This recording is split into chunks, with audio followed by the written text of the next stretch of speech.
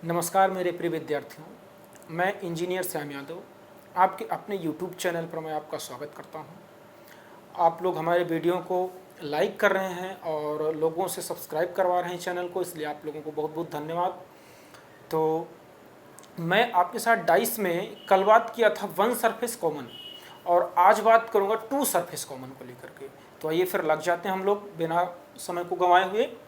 देखिए, अगर बात करेंगे टू सरफेस कॉमन, मतलब ये हुआ दो सतह समान। दो सतह समान का मतलब ये हो गया कि एक ही पासे के दो प्रारूप दिए जाएंगे, दो पहलुओं को दर्शाया जाएगा, उसमें दो दो सतहें कॉमन होंगी, जैसे यहाँ पर दर्शाया गया है। यहाँ देखिए डाइस फर्स्ट है और ये डाइस सेकंड है। इसमें लिखा है 1 2 3, इसमें लिखा है 2 3 4।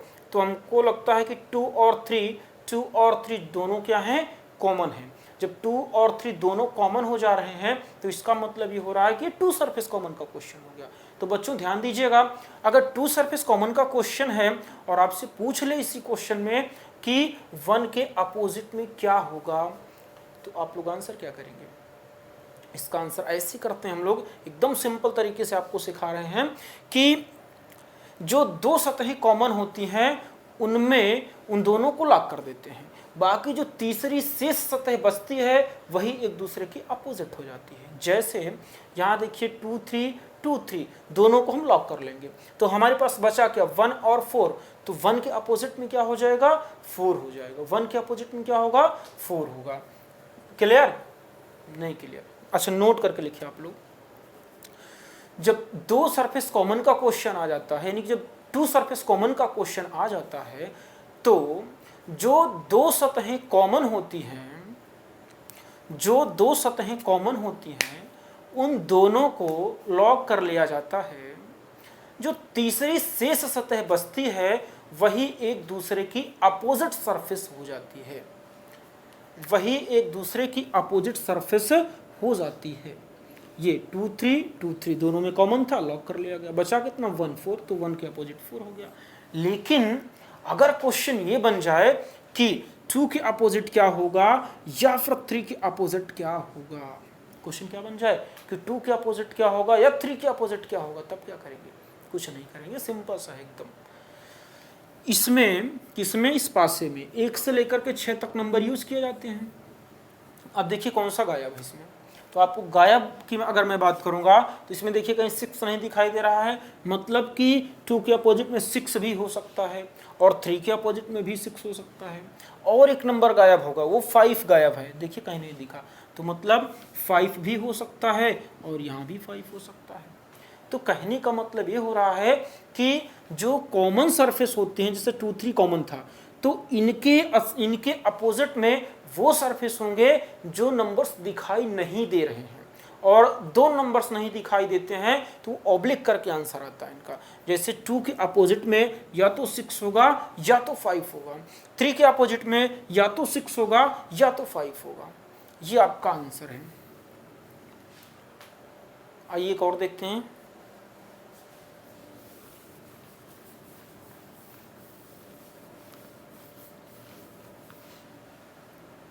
देखिए ये क्वेश्चन है आपका,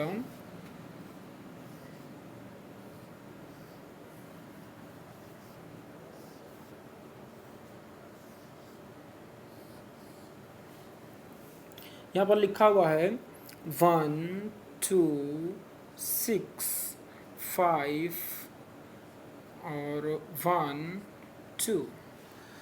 ये क्वेश्चन है आपसे। इसमें क्वेश्चन जो पूछा गया है वो क्वेश्चन ये है कि 6 के अपोजिट में क्या होगा। क्वेश्चन पूछा 6 के अपोजिट में क्या होगा, या 1 के अपोजिट में क्या होगा, या 2 के अपोजिट में क्या होगा, ये क्वेश्चन पूछ रहा है। तो आप ये देखेंगे कि कितनी सरफेस कॉमन का क्वेश्चन है। तो यहाँ अगर आप ध्यान से देखेंगे तो 1 और 2 कॉमन है, 1 और 2 कॉमन है, तो 2 सरफेस कॉमन का क्वेश्चन है। जैसे ही आपने ये डिसाइड कर लिया कि 2 सरफेस कॉमन का क्वेश्चन है, तो इसका मतलब ये हो रहा है कि जो शेष सतह बच रही है वही एक दूसरे की अपोजिट होगी। तो 6 के अपोजिट क्या होगा, 5 होगा, और 5 के अपोजिट क्या होगा, 6 होगा। क्लियर? अब यहाँ जो नंबर्स नहीं दिखाई दे रहे हैं उनके अपोजिट में जो कॉमन है वो हो जाएंगे। जैसे 1 के अपोजिट में क्या होगा, तो क्या क्या नहीं दिख रहा है इसमें, इसमें हमको 3 नहीं दिखाई दे रहा है और 5 नहीं और 4 नहीं दिखाई दे रहा है, तो 3 और 4, 3 और 4 इनके जो आंसर होंगे वो या तो 3 होंगे या तो 4 होंगे। 1 के अपोजिट में, 2 के अपोजिट में या तो 3 होगा या तो 4 होगा, और 6 के अपोजिट में 5 होगा। उम्मीद करते हैं कि आपको ये पूरी बात समझ में आ रही होगी। अगर कोई भी डाउट हो आप कमेंट बॉक्स में कमेंट करिए या फिर हमारे नंबर पे सीधे व्हाट्सअप करिए, मैं आपको उसका डाउट या सोल्यूशन देता हूँ। ठीक है, चलिए फिर ये आपका 2 सरफेस कॉमन हो गया। अब मैं आपके साथ बात करूंगा नो सरफेस कॉमन का क्वेश्चन कैसे बनता है। इसका नो सरफेस कॉमन, चलिए देखिए, no surface common, no surface common, कोई भी सतह समान ना हो, कोई भी सतह समान ना हो, कोई भी सतह समान ना हो। तो मेरे प्रिय विद्यार्थियों, अगर कोई भी सतह समान नहीं होती है तो डाइस 2 प्रकार का होता है। ऐसे में एक स्टैंडर्ड डाइस होता है और एक नॉन स्टैंडर्ड डाइस होता है। तो हम सबसे पहले ये लिखेंगे कि हमारा डाइस कैसा है, स्टैंडर्ड है या फिर नॉन स्टैंडर्ड। तो आप लिखिएगा, सर्वप्रथम डाइस को चेक किया जाता है, डाइस स्टैंडर्ड है यानी कि साधारण है या फिर मानक है। हो गया, चलिए अब इसमें लिखिएगा कंडीशन फर्स्ट यानी केस फर्स्ट। मैं जितनी बात बता रहा हूँ आप डाइस की अगर नोट्स बनाते चलेंगे, सारे पहले वीडियो से लेकर के जितने वीडियो आपको दे रहा हूँ, तो मैं इस बात की गारंटी लेता हूँ एग्ज़ाम में कहीं से डाइस का कोई भी क्वेश्चन आ जाए, दुनिया का कोई भी क्वेश्चन, ऐसा नहीं हो सकता कि आप नहीं कर पाएंगे। और आपको एक बात बता दे रहा हूँ कि जितने भी यूट्यूबर्स हैं और जितने राइटर्स हैं उन सब के चक्कर में आप लोग उलझिए नहीं। मैं सबको देख डाला हूँ, सारे यूट्यूबर्स को, सारी बुक्स को, सब कुछ। अब इसके अलावा कुछ नहीं है, कोई कुछ नहीं दे पाएगा। जितना मैटर मैं दे रहा हूँ इतना सफिशिएंट है, आपको इसके बाहर कुछ पढ़ने की कोई ज़रूरत ही नहीं होगी। सबको मैंने इंक्लूड कर दिया है, आप चाहें तो देख सकते हैं सबका देख देख करके, फिर मेरा देख लीजिए, सबका मिल जाएगा इसी में आपको, है ना। इससे बाहर कोई कुछ नहीं पढ़ा पाया है।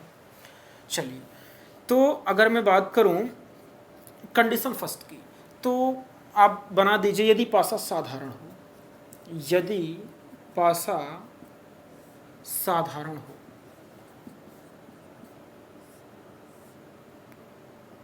यदि पासा साधारण हो। अब इसमें जो क्वेश्चन दिया जाएगा वो ऐसे होगा,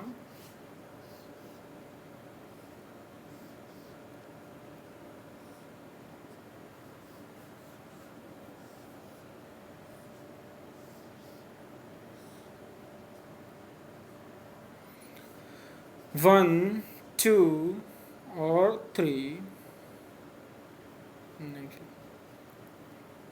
4, 5, 2, 6, ये डाइस दिया गया है। अब आपसे अगर इसी में क्वेश्चन पूछ ले कि 1 के अपोजिट में क्या होगा, क्वेश्चन क्या पूछ लिया कि नीचे एक ही पासे के 2 प्रारूपों को दर्शाया गया है, जिसमें यदि आपका 1 टॉप सरफेस पर है तो बॉटम पर क्या होगा। तो बच्चों ध्यान दीजिएगा, इसमें अब देखें आप तो कोई भी सरफेस कॉमन नहीं होगी। यहाँ देखिए लिखा है 1 लिखा है, 4 लिखा, 3 लिखा, 6 to 5 लिखा, कुछ कॉमन दिखाई दे रहा है क्या, नहीं दिख रहा है। जब कॉमन नहीं दिखाई दे रहा है इसका मतलब यह हुआ कि अब हमारा न तो 1 सरफेस का क्वेश्चन बनना तो 2 सरफेस का, ये नो सरफेस का क्वेश्चन बन गया। जब नो सरफेस का क्वेश्चन इतनी बार समझ आ गई तो फिर ये देखिए कि डाइस स्टैंडर्ड है या फिर नॉन स्टैंडर्ड है। तो देखिए ये 4 और 1 5 हो गया, 4 3 7 हो गया, और यहाँ पर भी कितना 5 और 2 7 हो गया। जैसे ही 7 7 दिखाई दिया मतलब ये साधारण पासा हो गया। क्लियर। अच्छा हाँ, कुछ लोगों के दिमाग में ये भी बात चल रही होगी कि अगर मान लीजिए कि ये साधारण हो जाए, ये मानक हो जाए, तब क्या करेंगे। कोई बात नहीं है, ऐसा होता ही नहीं है कि एक साधारण और दूसरा मानक। जैसे ही आप एक साधारण और दूसरा मानक बनाएंगे तो 1 सरफेस कॉमन का क्वेश्चन निकल जाएगा, है ना। हाँ, तो इस बात से घबराइए नहीं। तो इनका जो कॉन्सेप्ट है बहुत ही सिंपल है। देखिए क्या है, टॉप के अपोजिट में टॉप होता है, क्या, टॉप के अपोजिट में टॉप, राइट के अपोजिट में लेफ्ट होता है, राइट के अपोजिट में लेफ्ट होता है और लेफ्ट के अपोजिट में राइट होता है। क्या बताया गया बच्चों? टॉप के अपोजिट में टॉप होगा, राइट के अपोजिट में लेफ्ट होगा, लेफ्ट के अपोजिट में राइट होगा। ध्यान दीजिएगा, ये टॉप है, टॉप के अपोजिट में क्या हो गया? टॉप हो गया, यानी ऊपरी वाली सतह के अपोजिट में ऊपर वाली सतह होगी।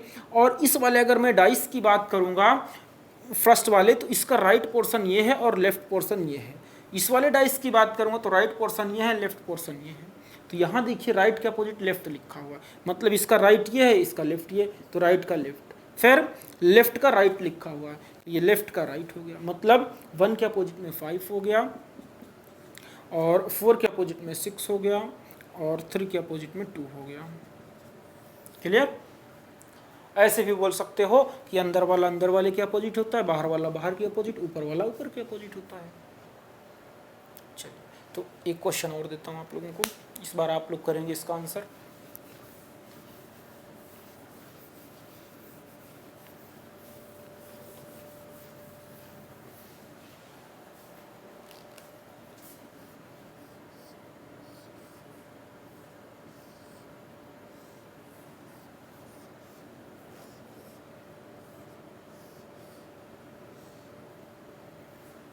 चलिए, ये लिखा हुआ है आपका 3 5 2 4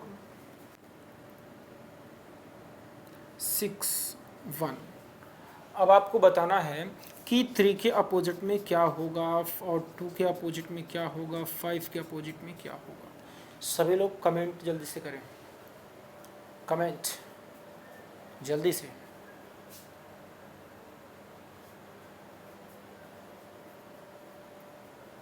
चलिए देखिए, अगर मैं बात करूं तो बताया आपको टॉप के अपोजिट में टॉप, यानी ऊपर वाली सतह के अपोजिट में ऊपर वाली, और राइट वाली सतह के अपोजिट में लेफ्ट वाली, और लेफ्ट वाली सतह के अपोजिट में राइट वाला। तो आंसर हमारा क्या आ गया?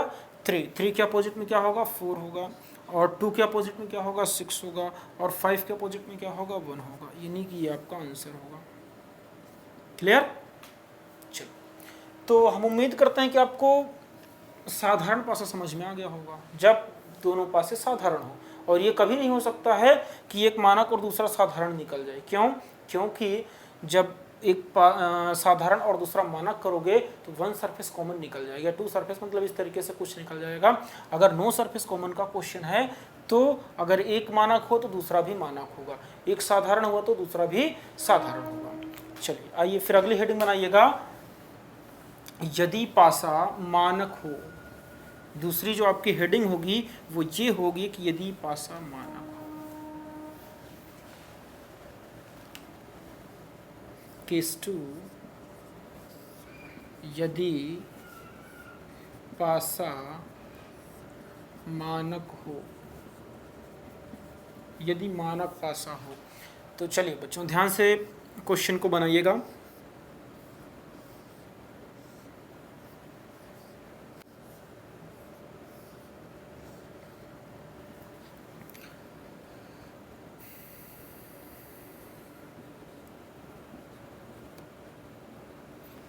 इसमें आपसे पूछ रहा है 1 के अपोजिट क्या होगा, 3 के अपोजिट क्या होगा और 2 के अपोजिट क्या होगा।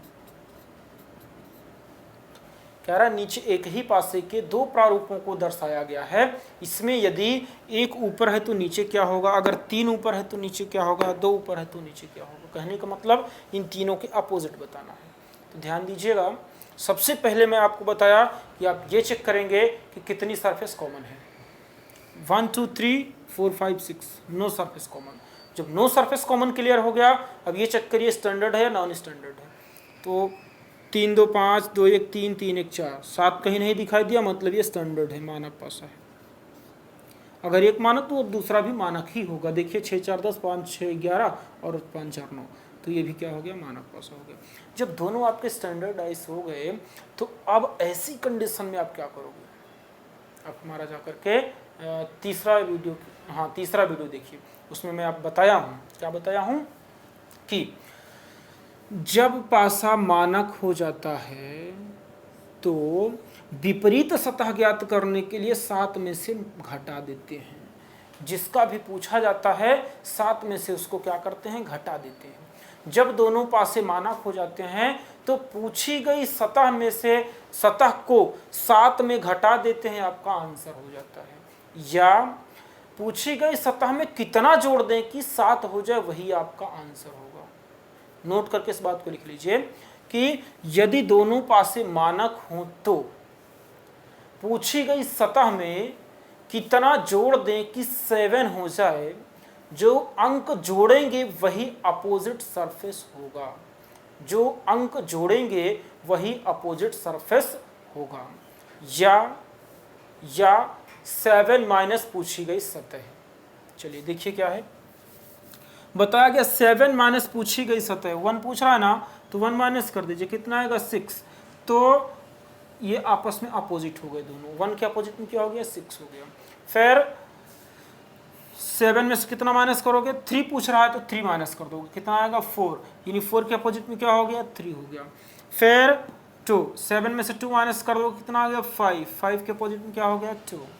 तो ये आपके आंसर होंगे। या